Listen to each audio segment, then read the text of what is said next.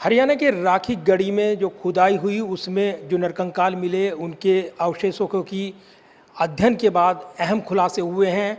भारतीय पुरातत्व परिषद के प्रोफेसर वसंत सिंधे ने ये सर्वेक्षण किए हैं और रिपोर्ट तैयार की है। वो अहम खुलासे इसमें कर रहे हैं। इस वक्त हमारे साथ हैं। क्या आपकी रिपोर्ट बताती है?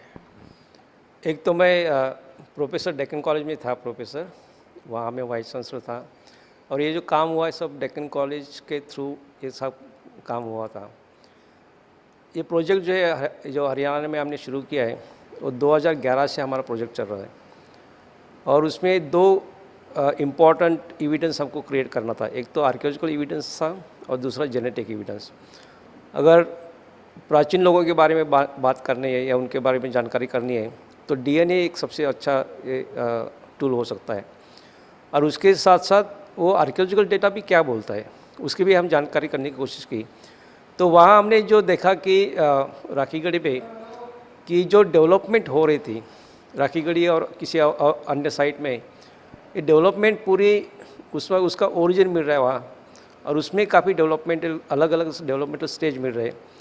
तो जो जिन्होंने सेटल लाइफ की शुरुआत की थी वही लोग उन्होंने गांव बनाए और उन्होंने शहर बनाया, ये स्टेप वहाँ मिलती है।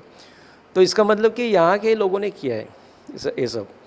और अभी तक मानते थे कि शायद हड़प्पा के लोग जो थे वो बाहर से आए, वेस्ट एशिया से आए, ऐसा कुछ मानते थे।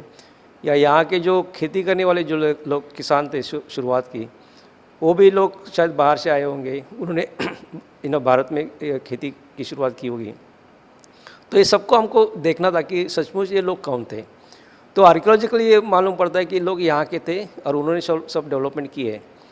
और फिर जेनेटिक का जो हमने एनालिसिस किया, जेनेटिक में हमने डेक्कन कॉलेज के साथ हैदराबाद में एक CCMB centre for cellular and molecular biology, बहुत ही इंपॉर्टेंट सेंटर है कि जहाँ DNA का अभ्यास होता है।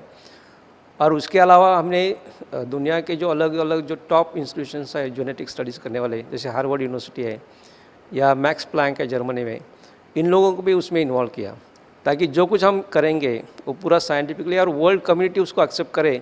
इस ढंग से हमने काम किया था।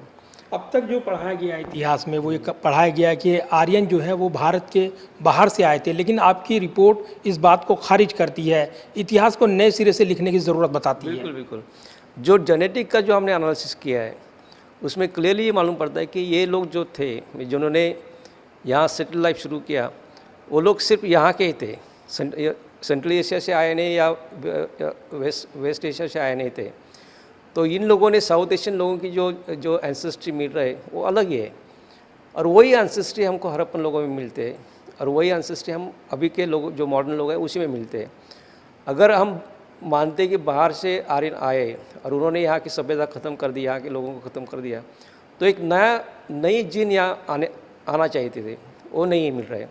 और वो भी आर्कियोलॉजिकल इसमें भी वहाँ रिफ्लेक्ट हो जाता है कि ये लोग बाहर से आए, उन्होंने यहाँ नई सभ्यता शुरू की।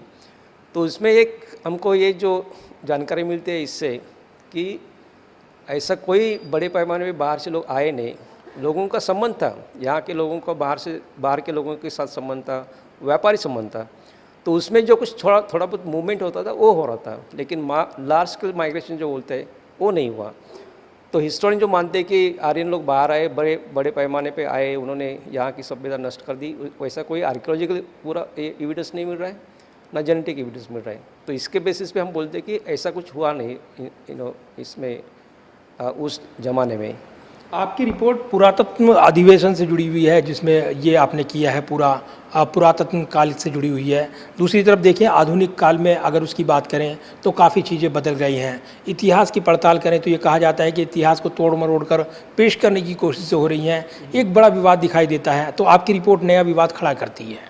नहीं, देखिए उसमें हम जो एक्चुअल जो डेटा मिल रहा है, जिसको हम मटेरियल कल्चर बोलते हैं, उसी को हमने खुदाई में उसको प्राप्त किया है, उसी का अध्ययन किया है, और उस बेसिस पे जो सॉलिड एविडेंस है उस बेसिस पे हम बोल रहे हैं। ऐसा नहीं कि हमारे पास एविडेंस नहीं है और हम बात करें, ऐसा नहीं है। इसलिए जो कुछ आर्कियोलॉजिकल डेटा है वही जो सच है वही बता सकता है। तो इसलिए कंट्रोवर्सी का कोई सवाल नहीं, लोगों को ये हम दिखा सकते हैं कि ये एविडेंस है, उस बेसिस पे हम बोल रहे हैं। तो वर्तमान इतिहास पर आपकी रिपोर्ट क्या असर डालेगी? नहीं, ये जो अंडरस्टैंडिंग हमारी जो टेक्स्ट बुक में जो गलत लिखा गया है कि बाहर से लोग आए, उन्होंने यहाँ खेती शुरुआत की, उन्होंने यहाँ शहर विकास किया, ये सब गलत है, उसको हम सही करना चाहते हैं। तो अब इतिहास बदला जाएगा? इतिहास तो बदला जाएगा, जैसे जैसे नए एविडेंस बाहर आएंगे, ऐसे नए शोध लगेंगे, तो उसका असर जरूर इतिहास के ऊपर पड़ेगा। और ये जो सत्य जो इतिहास है उसको बाहर निकालने की बहुत ही ज़रूरी है, और वो हम कोशिश कर रहे हैं। इसका ये नहीं कि हम किसी को जानबूझकर उसको हम ये कर रहे हैं, उसको कॉन्ट्राडिक्ट कर रहा है, ऐसा नहीं। जो हमारे एविडेंस है उस बेसिस पे हम बोल रहे हैं, वो सबके सामने हमने ये किया रखा है। जिसको आर्ग्यूमेंट करना है वो हमारे साथ आर्ग्यूमेंट कर सकते हैं, हम 40 एक्सेप्ट कर सकते हैं। वर्तमान परिदृश्य में आरोप लगते हैं, इतिहास को तोड़ मरोड़ कर पेश करने के आरोप लगते हैं। केंद्र में बीजेपी सरकार है और उस पर ये आरोप उनके विरोधी लगाते हैं। ये देखिए, हमको इसमें जाना नहीं। हमने जो एकेडमिक जो रिसर्च किया है वो हम रिसर्च सब दुनिया के सामने रखे हैं। हमने पब्लिश किया है, इसका मतलब दुनिया ने उसको एक्सेप्ट किया है। जो टॉप इंटरनेशनल जर्नल है उसमें हमने पब्लिश किया है, और वो ये जो जर्नल है वो पूरा पीयर रिव्यू जर्नल होते हैं, वो बिना रिव्यू किए कोई चीज़ पब्लिश नहीं करते। तो इसका मतलब दुनिया की अभी एक्सेप्ट करने लगी कि जो साइंटिफिक डेटा है उसी के ऊपर भरोसा करेंगे, जो अनुमान लगाए उसी के ऊपर भरोसा न करके साइंटिफिक डेटा पे करना चाहिए। यही हम सुझाव देना चाहते हैं इसके बारे में।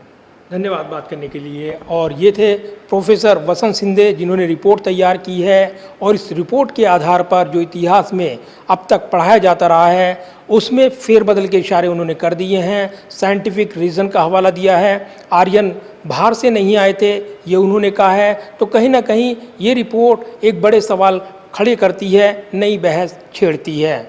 कैमरामैन पवन शर्मा के साथ प्रदीप कुमार, टोटल न्यूज़।